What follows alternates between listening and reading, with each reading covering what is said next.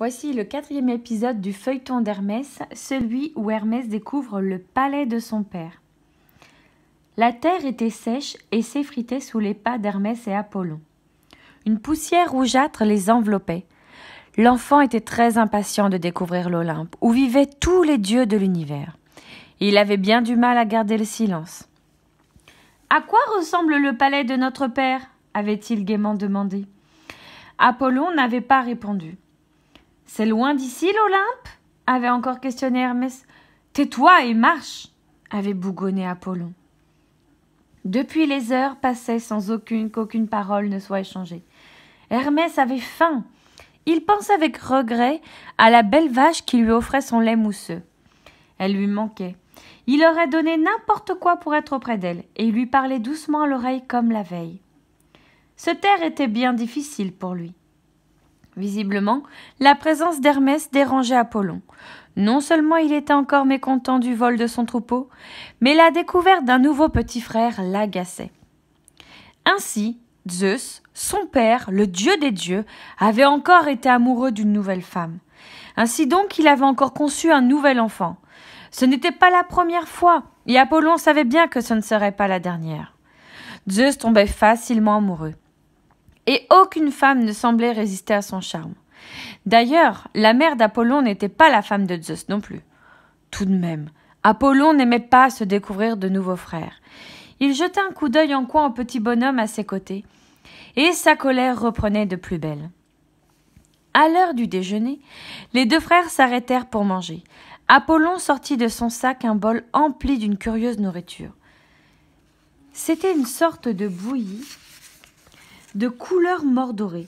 Son odeur était délicieusement sucrée, et Hermès eut en aussitôt l'eau à la bouche.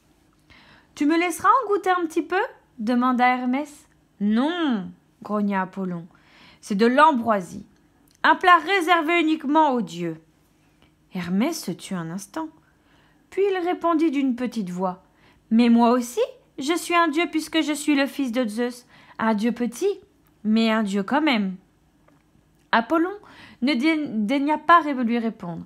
Il s'était relevé et avait repris son sac et son bâton. Ils arrivèrent enfin au pied d'une très haute montagne, plus haute que toutes celles qu'ils avaient croisées sur leur chemin. Un nuage blanc formait un capuchon au sommet.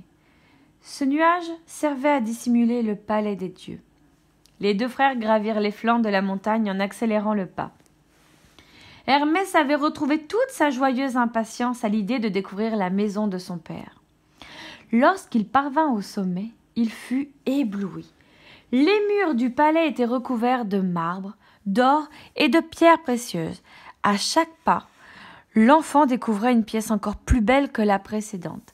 Des bols remplis d'ambroisie étaient disposés sur des tables basses. Hermès plongea la main dans l'un d'entre eux. L'ambroisie était si délicieuse dans sa bouche que l'enfant faillit crier de plaisir. De magnifiques patios accueillaient des fontaines d'où jaillissait un liquide de couleur ambrée au parfum envoûtant.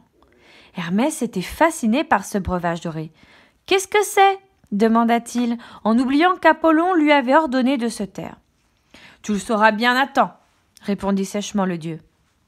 À ce moment-là, les portes de la grande salle du trône s'ouvrirent à deux battants. C'était là que se tenait l'assemblée des dieux.